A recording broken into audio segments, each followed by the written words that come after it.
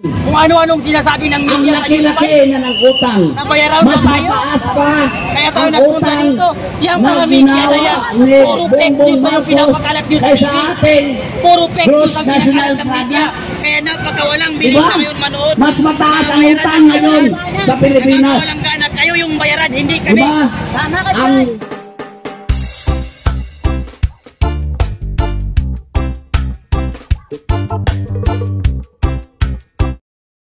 natin yung Tapos anak. tinanong ka ng mga Kasi walang pati mga governor, kakaiba sa mayor, kanya, almost ama. pati religion.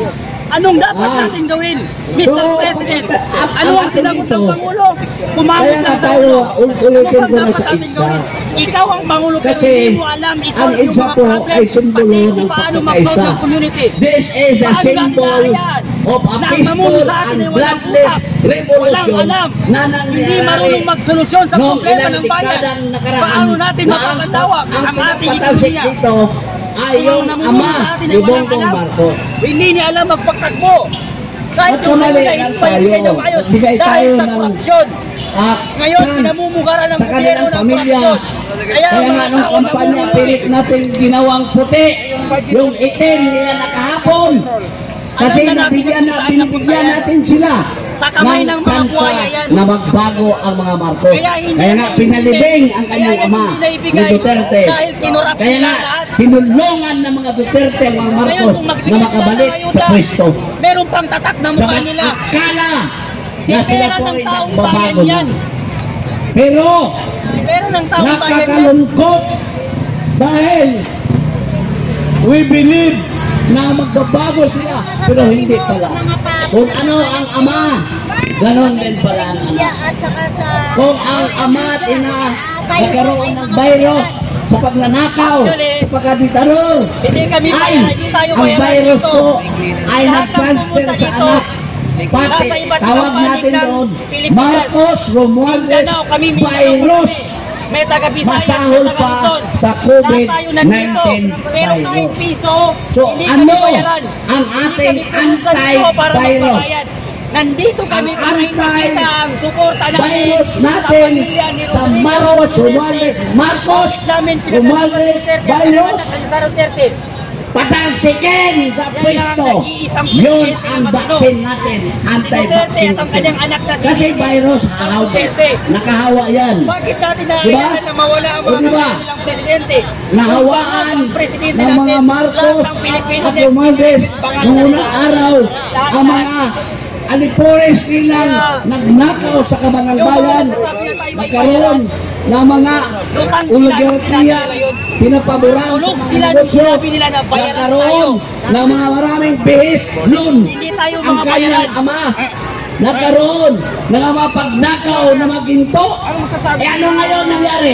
Ibang ano sabi daw. Di ba sa panahon ngayon, hindi, nagtatatlong taon ni BBM, So yun nga yung sinasabi nagnakaw ko. din siya ng Ang ginto mga natin, nagsabi niyan, bininta nabayaran niya, kami. saan yung pera sa Ang sila nung binintang sinabi nila ginto. yan, malamang loba sila. At nagkaroon Lalo na din yung ng mga media na nag-ano ng- utang. Kung ano-anong sinasabi ng Ang media. laki-laki na ng utang. Nabayaran Mas pa tayo. mataas pa Kaya tayo ang nagpunta utang dito. Yung na mga media na ginawa yan, ni puro fake Bongbong news na yung Marcos pinapakalat nyo sa kaysa TV. ating Puro fake gross news ang national pinakalat ng media. product. Kaya napakawalang bilis Diba? na ngayon manood. Mas mataas ang utang ngayon sa Pilipinas. Walang gana. Kayo yung bayaran, hindi kami. Diba?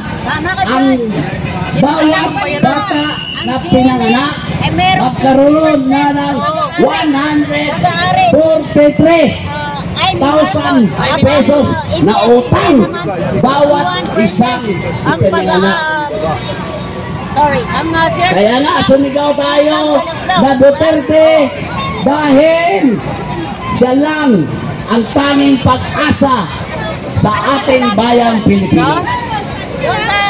Kaya nga, sumigaw tayo ng Duterte dahil nangangamba ngayon. Dahil unstable ang presidente, nangangamba tayo ngayon na si Tambaloslos Martin Romualdez ang magiging successor ni Bongbong Marcos dahil si Bongbong Marcos ay unstable na. Kaya nga nagmamabili sila. Baka kung ano mangyari sa presidente, si Sara naman Duterte ang papalit.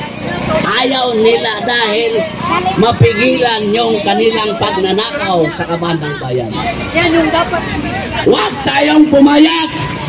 Lahat na lang ngayon, ginawa nila na idiin ang Vice Presidente upang madaliin ang pagpalit ni Tambaloslos Martin Romualdez sa Malacanang. Yan ang katotohanan sa lahat. Kahit wala sa rule of law, dinidikdik nila ang Vice Presidente. Pero mo, ngayong araw na to, si Bobo Larrigadon,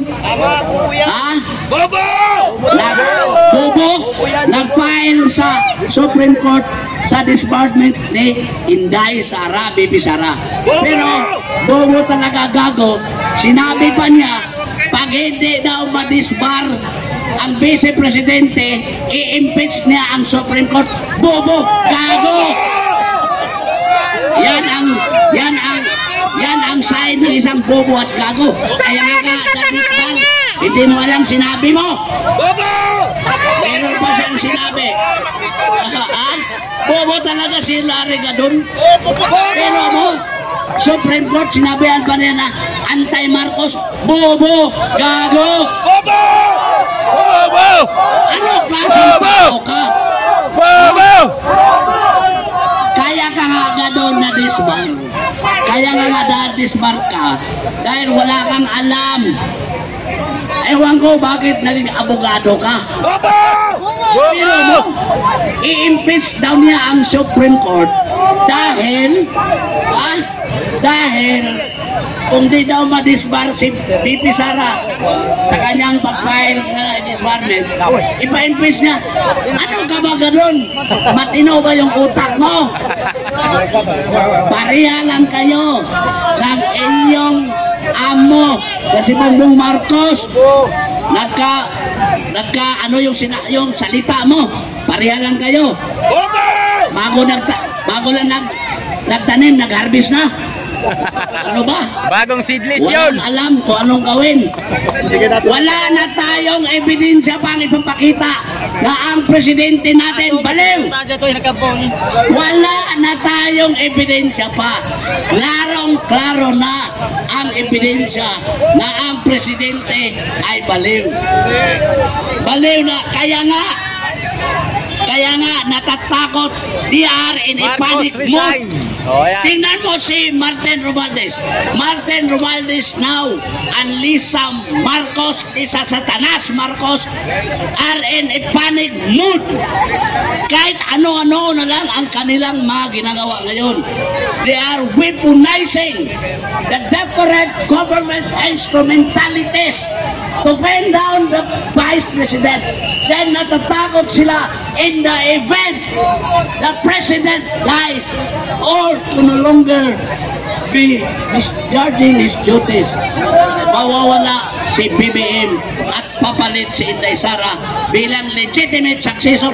Natatakot si Martin Romualdez at Lisa Satanas Marcos. Natatakot sila na imbestigahan na natin sila sa kanilang mga ginagawang kabastusan, kabalastukan, kanakawan dyan sa kanilang posisyon sa Malacanang. Natatakot sila. Kaya nga, minamadali nila na bago mamatay o ikulong sa kwarto si BBM dahil wala na sa matinong pag-iisip, magpalit si Inday Sara bilang presidente. Natatakot sila. Ngayon lalo silang matakot sa atin dahil andito na tayo sa EDSA. Magmarcha tayo upang paalisin ang bangag na presidente Bongbong Marcos. Marcos alis! Marcos alis! Marcos alis! Marcos alis! Marcos alis! Marcos alis! Hindi lang natin siya ipaparesign. Wala nada yung resign. Alis! Alis now na! Ewan ko, nakauwi na ba? Huwag na siyang umuwi! Nakauwi na ba siya? Galing, ang kaya nilang puntahan ngayon, dahil ito, kasalanan kasi ng kanyang communications team. Bakit? Pag na-interview siya, pinalabas nila ang mga katotohanan sa pagkatao niya. Natatawa nga ako, kaibigan ko yung mga nasa PCO niya eh. Di ba? Dapat tinatago nila yon yung mga bagay na makasasira sa Kang Bongbong Marcos. Pero mo, yung mga interview na